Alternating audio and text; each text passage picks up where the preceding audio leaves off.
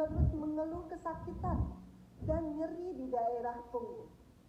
Dokter B memeriksa dia dan mendiagnosa sakit pada otot. Dokter B memeriksa dia dan mendiagnosa sakit pada otot. Ya. Masih merasa sakit dan lemah, Caroline dibawa keluar dari rumah sakit pada tanggal 17 April. Setelah 7 hari kemudian, Caroline tinggal di rumah. Dia kemudian menelepon Dokter A karena mengeluhkan rasa panas yang dideritanya disertai rasa gemetar. Sakit yang teramat pada bagian belakang tubuh dan kepala. Pada tanggal 24 April, petugas medis lokal, Dokter C, ini ada beberapa dokter ya, A, B, C, memeriksa Caroline dan bayinya. Dokter C merekomendasikan Caroline dan bayinya segera dibawa ke rumah sakit daerah untuk menanggulangi sakit dan kondisi kekuningan pada kulit akibat penurunan kadar darah merah. Jadi ceritanya si Caroline bermasalah sakit, bayinya pun demikian ya. Dokter yang menerima di rumah sakit kecamatan, Dokter B, menyebut bahwa rasa sakit di bagian belakang tubuh yang dirasakan Caroline bukan berasal dari bekas anestesi epidural. Jadi pada saat dia melahirkan, pada saat proses seksio itu harus dimasukkan obat di punggungnya ini, ya, di tulang belakangnya. Tetapi terjadi pada otot persendian. Jadi pada dia bukan sakitnya itu bukan diakibatkan oleh proses penyuntikan, ya. Tetapi karena ada penyakit, ada sakit di otot persendian S1. Jadi S1 itu adalah cervical 1. Pada tanggal 26 April, kondisi kekuningan pada bayi Caroline telah membaik. Jadi bayinya Caroline juga kuning, ya, makanya dibawa ke dokter D itu. Tapi Caroline belum juga diperiksa oleh dokter umum. Yani dokter E, rumit sekali peristiwanya Caroline ini, ya, yang mengakui bahwa ia lupa memeriksa Caroline. Registrar medis Dr. F memeriksa Caroline dan mendiagnosa dia dengan penyakit sakrolitis. Sakrolitis itu adalah penyakit masalah di dalam otot, ya, punggung.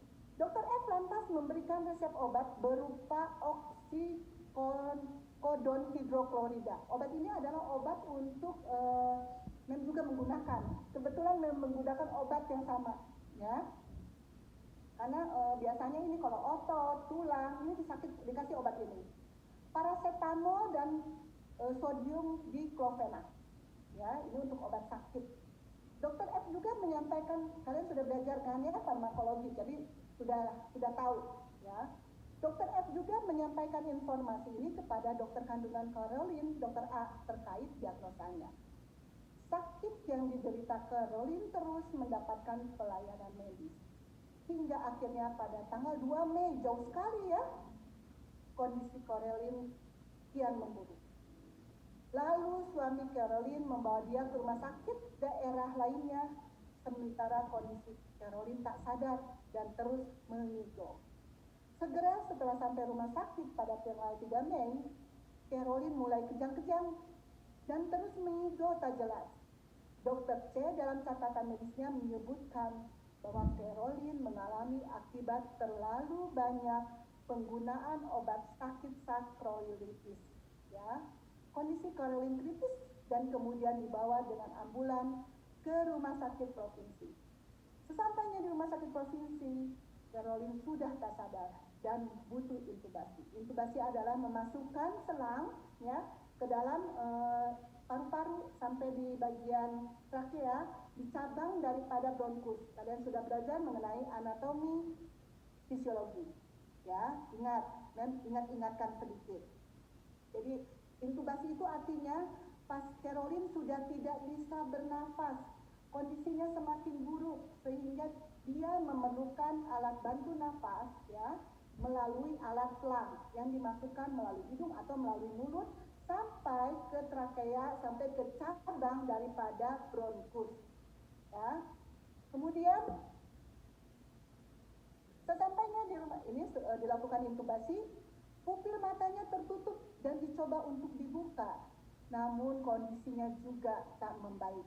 Hingga pada tanggal 4 Mei, Caroline dipindahkan lagi ke rumah sakit kota.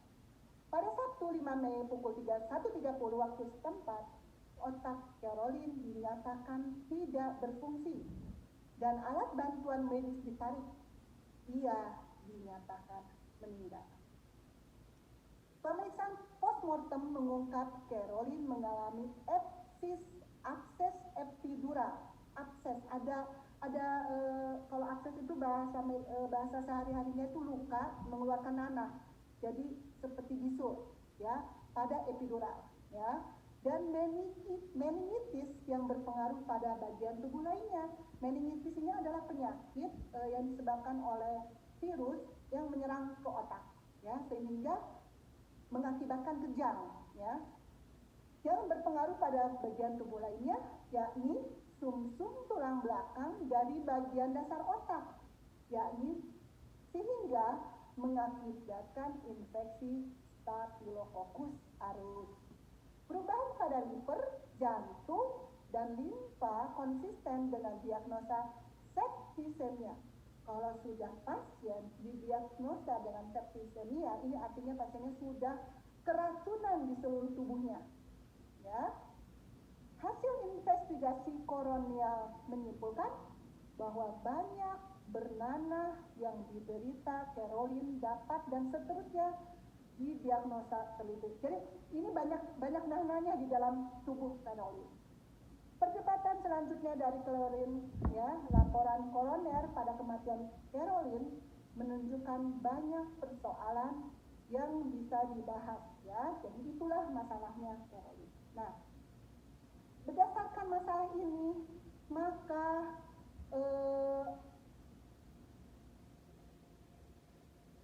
berdasarkan masalah ini, apakah siapa yang bersalah dalam kondisi seperti ini?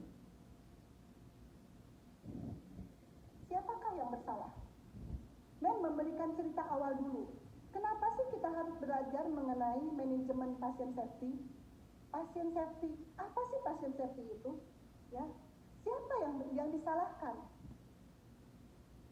Ya, nah dari cerita ini banyak sekali masalah-masalah yang terjadi pada pasien. Banyak sekali kejadian-kejadian yang membuat pasien menderita, tapi saling menyalahkan. Ya, tapi kebanyakan apalagi di Indonesia ya, Indonesia ini disebut negara maju ya, enggak, negara berkembangnya ya, menolak dibilang negara berkembang, katanya sedang maju-majunya gitu ya. Nah, para tim kesehatan, para dokter ini kadang-kadang tidak mau disalahkan ya. Oleh sebab itu marilah kita belajar, kita harus tahu prosesnya, latar belakangnya, kenapa kita harus belajar mengenai manajemen pasien safety. Nanti kalau udah jam 10 ingetin ya, takutnya